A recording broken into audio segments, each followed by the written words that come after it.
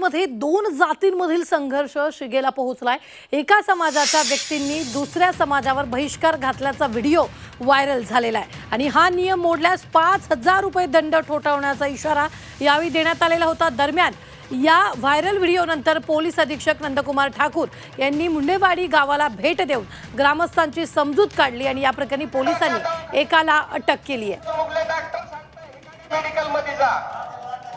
बागोद्वारकाच्या इथं जाऊन मेडिकल घ्यायचं, इकडे मेडिकल मध्ये औषध घ्यायला जायचं नाही।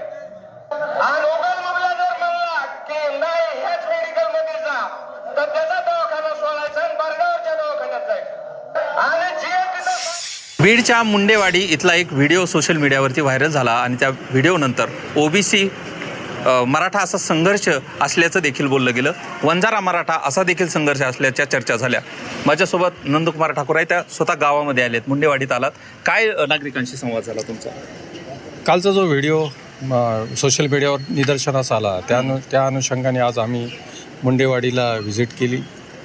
अर्थात हा व्हिडिओ बघितल्यावरच लक्षात आलं होतं की याला गावकऱ्यांचं साथ नाही आहे, समर्थन नाही आहे। तरी देखील खात्री करण्यासाठी मी मुंडेवाडीला आलो आणि या संदर्भात आपण ऑलरेडी एक गुन्हा दाखल केलेला आहे, आरोपींना अटक देखील केलेली आहे। गावात आल्यानंतर पूर्ण लक्षात आलं की ह्या जो व्हिडिओ आहे हा एक उत्साहाच्या भरामध्ये कोणीतरी बोललेला आहे आणि त्याला गावकऱ्यांनी काही एकमताने काय मान्यता दिलेली नाही। आणि साधारणतः 15 दिवसापूर्वीचा व्हिडिओ, 15 ते 20 दिवसापूर्वीचा, आणि या व्हिडिओ या 15-20 दिवसामध्ये गावकरी त्या नांदूर फाटा गावामध्ये जात आहेत, येत आहेत, तिथे व्यवहार करत आहेत। मुंडेवाडीचे लोक, कोणालाही आत्तापर्यंत काही फाईन झालेला नाही, कुठलाही हे झालेलं नाही। आणि त्या दिवशीचा जो निर्णय आहे तो निर्णय त्याने एक वैयक्तिक माणूस बोलला आहे, ते कुठेही त्याला म्हणजे त्याला ऑथेंटिकेशन नाही, गावकऱ्यांकडनं समर्थन नाही। आणि अजूनही यांचे व्यवहार व्यवस्थित चालू आहे।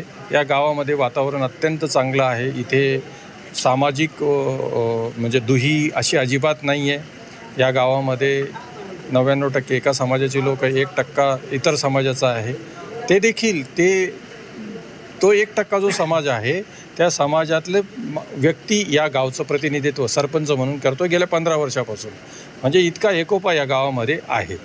एकूणच मुंडेवाडीमध्ये जे आहे पोलीस अधीक्षक यांनी भेट दिलेली आहे, गावकऱ्यांशीच देखील संवाद साधलेला आहे।